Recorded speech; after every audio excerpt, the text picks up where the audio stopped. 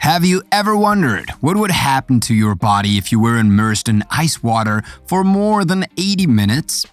And do you know the lowest temperature ever recorded in a human being? And what is this mysterious American organization which specializes in the cryonics of corpses and which will not hesitate to give a little help to fate to accelerate your death? So if you are interested in the answer to these questions, we advise you to watch the video until the end. And believe me, you will certainly not regret it. Let's start. Cryonics is a science which is often treated as quackery and pseudoscience by almost the entire scientific community. But for the Alcor Life Extension Foundation, cryonics is a very lucrative field where there is no real competition.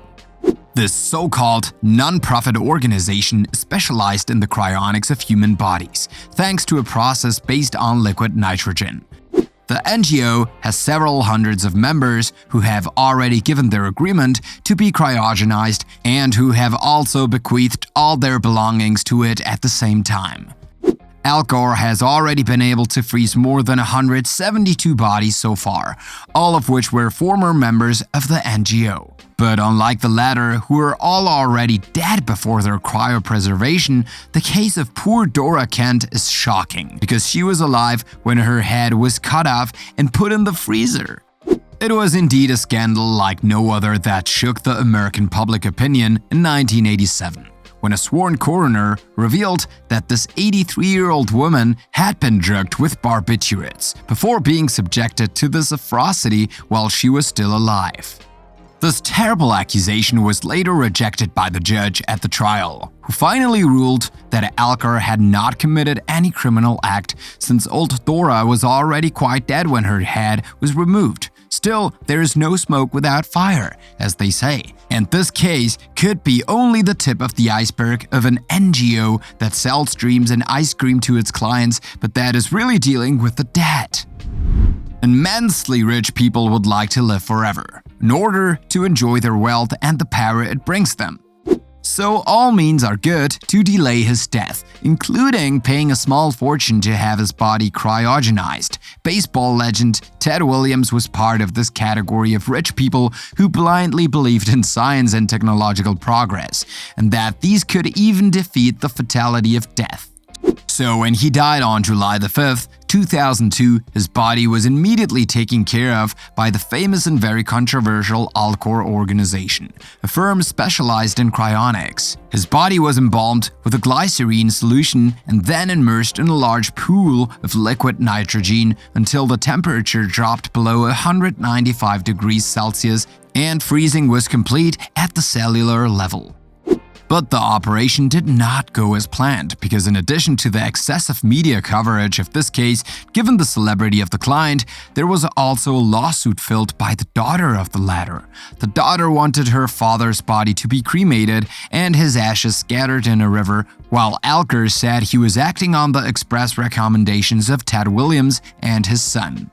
Eventually, Williams was cryopreserved, although his head was badly damaged during the operation. His skull was pierced on both sides until it was completely cracked, which greatly complicated his immersion in the nitrogen bath. In the family of the deceivers, I ask for Anna Bagelholm. This name is perhaps completely unknown to you, but this lady is, however, almost unique in the world, and you will quickly understand why. Anna Bagelholm was a young Norwegian student who was passionate about skiing and who did not miss any opportunity to go and indulge her favorite hobby in the surrounding mountains. On May 20th, 1999, while she was happily skiing with her friends, she inadvertently ventured onto a small frozen stream which instantly cracked under her feet. The poor young woman was trapped under the ice, soaking in freezing water while her friends could do nothing to save her. Anna remained under the ice for more than 80 minutes before the rescuers were able to free her from her ice trap. Her body temperature had dropped to 13.7 degrees Celsius, the lowest temperature ever recorded in a living human being. The poor young woman had suffered severe hypothermia, and it took a team of more than 100 doctors and nurses to save her. Anna will finally come back to life after her blood was warmed by an extracorporeal machine and after more than 10 days spent in a cerebral coma that left very little hope. The Norwegian survivor still keeps some after effects of this terrible accident, but as they often say, what doesn't kill you makes you stronger. From the top of its 8,849 meters, Mount Everest has never ceased to haunt the dreams of the craziest and most reckless climbers. Because to climb the highest peak on the planet, you have to be ready for anything, including facing your own death. The ascent of Everest is indeed a more than perilous mission, and the route to the summit is literally marked by the corpses of unfortunate climbers. The incredible story of Beck Weathers, however, reveals that the will to live can overcome even the harshest weather conditions.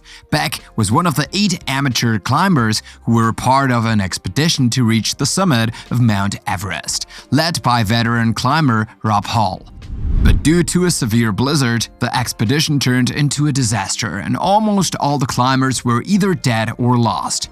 Beck Weathers managed to survive even though he was given up for dead, and his wife had been telephoned to tell her the sad news. Beck did survive the extreme temperatures, but his arm and nose were completely frozen and had to be amputated. For some scientists, death is not an absolute inevitability, but rather a state that could be reversible, if only we had the appropriate technological means. These scientists believe that man can really overcome old age and cell death, and believe in the principle of cryogenics. The American mathematician Thomas K. Donaldson is one of them, and it is for this reason that he spent most of his life promoting research on cryopreservation and, in particular, on brain tissue. Donaldson was more than convinced that the brain of a dead person could be decrypted in order to access its memory and the information it contained. In short, the brain remained alive even though its owner was dead and buried. The mathematician will nevertheless have the opportunity to test this theory on himself, since he will die in 2006 from a brain tumor. His body will then be taken in charge by the Alcor Life Extension Foundation, which will embalm and freeze it immediately. Feridun M. Esfandiari was a curious character born in 1930 in Brussels, who called himself FM 2030 in reference to his alleged future 100th birthday. This colorful character was a firm believer in the concept of transhumanism, of which he was one of the spearheads, and therefore believed that science would develop sufficiently in the future to overcome death and old age. Phantasms, on which FM 2030 has built most of his life, writing a plethora of books devoted to transhumanism. But it must be said that his new name did not bring him much luck, since he will not become a centenarian as he predicted with such self-confidence. Because FM 2030 will finally die of pancreatic cancer in the year 2000, when he was only 69 years old, far from the 100 years he had sworn to reach. His body will be very quickly claimed by the Alcor Foundation, with whom he had made an agreement to be placed in a cryonic chamber. Alcor's researchers will then test on him a brand new technology of cryopreservation instead of simply freezing him like a piece of minced meat. And if we told you that the dark Alcor Foundation had branches all over the planet, and maybe not even further from you than your local grocer, would you believe us? But if you doubt it, you should know that Alcor is an extremely rich and powerful foundation, that it can be found all over the world, and that very often it is above all laws.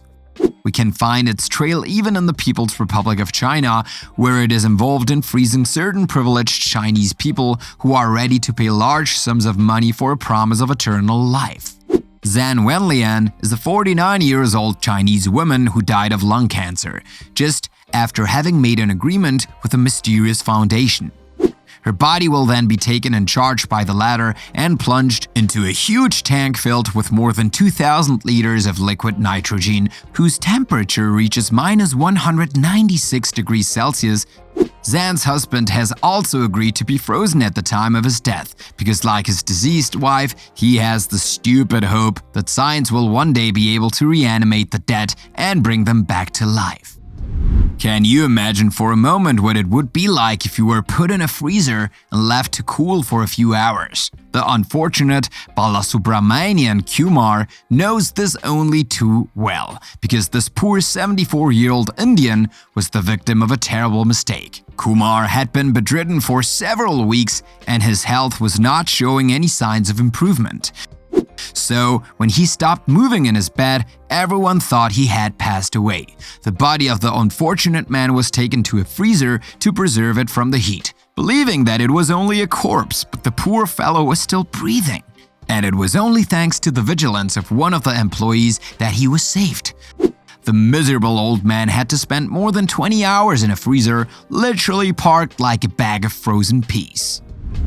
And to finish, a story that is completely crazy, but that will at least make your blood run cold in this hot weather. Jean Hilliard was a 19-year-old girl from Minnesota who loved to party, just like all teenagers of her age.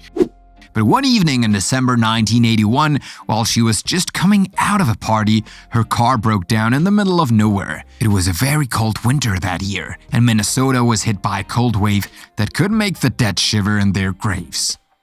The young woman decided to get out of her car so as not to freeze inside and set out to find help.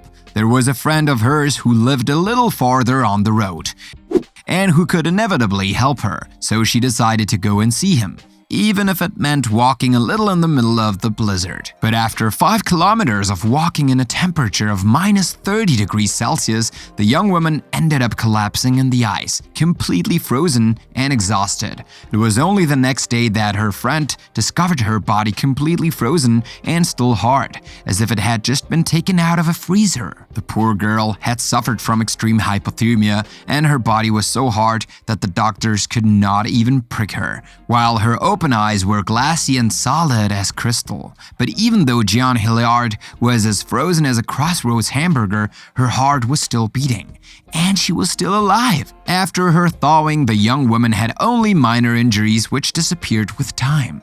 Now, tell us in the comments what you think of those people who believed so much in science and technology that they are ready to be frozen with the crazy hope of being resurrected one of these days. Don't forget to subscribe and click here to watch another of our videos.